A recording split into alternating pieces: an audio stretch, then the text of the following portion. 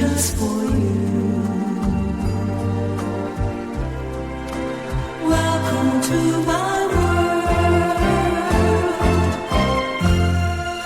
12번째 물건입니다. 서울 남부 2023-917. 이것도 상당히 좋은 땅 중에 하나입니다.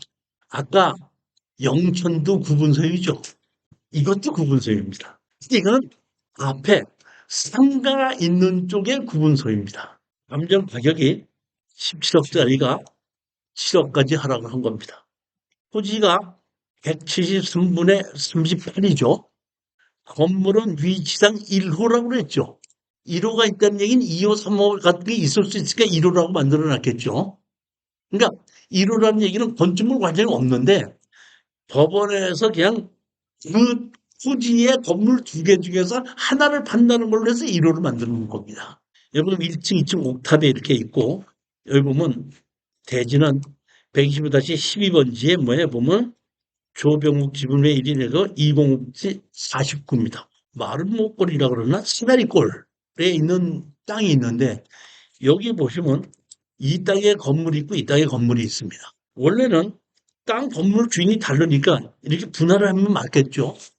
근데 분할을 못했어요. 왜냐면 이건 분할을 안 해줍니다. 분할을 안 해주는 이유는 건물을 있는 걸 땅을 분할했을 때 도로가 없이 분할이 되면 분할을 안 해줍니다. 다시 말하면 이 땅의 건물 주인이 달라서 이렇게 분할하게끔 되면 이 앞에 있는 땅은 도로에 접하게끔 되는데 뒷 땅은 도로에 접하지 않는 맹지가 되거든요.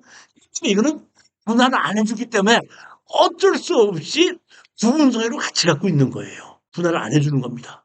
근데 보면 실제로 현황의 이 도로는 조그만 골목으로 현황 도로는 있어요. 앞뒤로 다.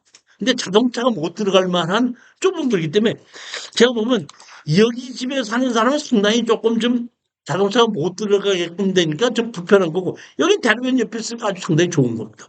그렇기 때문에 이것도 토지는 집은 건물 전체인데 아까 영천거와 마찬가지로 구분 소유거든요. 그렇기 때문에 이것도 토지 건물 아파트나 마찬가지로 구분 소유이기 때문에 아무 문제가 없는 땅 건물이 얼마짜리가 7억, 17억짜리가 얼마까지? 7억. 7억. 이런 건 대출 안 해주죠. 아니 이건 구분 소유이기 때문에 대출해 주죠. 아파트를 땅 지분인데 대출 안 해주니까 해주죠. 그리고 이거는 보면 지금 뭘로 돼 있죠? 근린주택으로 돼 있죠. 근린주택 적어도 근린생활으로 들어갑니까? 주택으로 들어갑니까? 주택으로 들어가죠. 위는 주택이고 밑에는 근린시설이다. 이러네. 그게 이제 근린주택이거든요. 옛날에는 그 사용하는 면적에 따라서 매주 해줬잖아요. 아니 그게 아니라 이제 주택임대차보호법을 다시 말하면 근린주택의 이제 시설에 내가 이제 세를 들어서 내가 미장을 한다고 가정합시다. 미장원인데 앞에 반 정도는 미장으로 쓰고 반은 주택으로 쓸 수가 있잖아요. 근데 주택임대차 보호법에서 그걸 주택으로 보고 인정을 해주냐 안 해주냐 그거가 거기서 나온 거거든.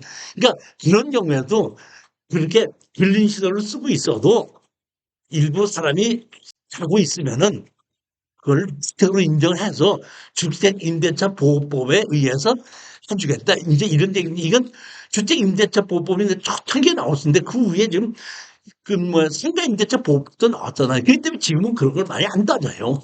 한기에 상가임대차 보호법은 없이 주택임대차 보호법만 있을 때 상가를 내가 세를 얻어서 일부는 상가로 쓰고 일부는 주택으로 썼을 때 그거를 주택임대차 보호법으로 인정해 주냐 안 해주냐를 가지고 다뤘던 거죠. 그 당시에. 여기 보시면 이렇게 상가구로 돼 있고 건물이 2개가 돼 있고 2종 일반 주거지역입니다. 용도 지역이 2종 일반 주거지역이고 건물이 비춰져 있고 앞에 이렇게 보면 양꽃이 뭐 이렇게 있고 여기는 주택인 거 모르겠습니다. 권리 분석을 보게끔 되면 여기 보면 근데 이게 지분으로 처음부터 지분으로 된 겁니다. 건물을 있고 저당 그렇게 돼 있고 건물을 둘이 같이 산 거죠. 같이 김복순 저병을 보면 내가 보면 이 부부가 이걸 사서 위에 살면서 임대를 주면서 월세를 받는 게 아닌가 이렇게 싶은 생각이 듭니다. 여기 보면 건축물 과정이 같은 번지수에 2개가 있습니다. 건축대인데 이 건물 하나가 있고 이 건축물 과정에 하나가 있거든요. 그러니까 우리가 낙찰받는 건물은 이 건물이라 이런 식입니다. 그러니까 이 번지수에 처음부터 건축물 과정이 두 개가 있는 건데 하나의 주인은 전부 다 건물 두 채 중에서 한 채만 경매로 나왔다는 얘기고 이 한 채가 차지하고 있는 땅이 2분의 1 지분으로 경매가 나왔다 이런 뜻입니다. 그렇기 때문에 이거는 아파트와 똑같이 마찬가지로 토지는 지분 건물 전체로서 아무 문제가 없는 이런 위치 좋은 상가가 17억짜리가 7억까지 하락이 된 거다 이런 얘기. 여기 보면 범퍼 임차인이 이렇게 많이 있는데 전부 다 권리 분석에는 아무 문제가 없는 겁니다.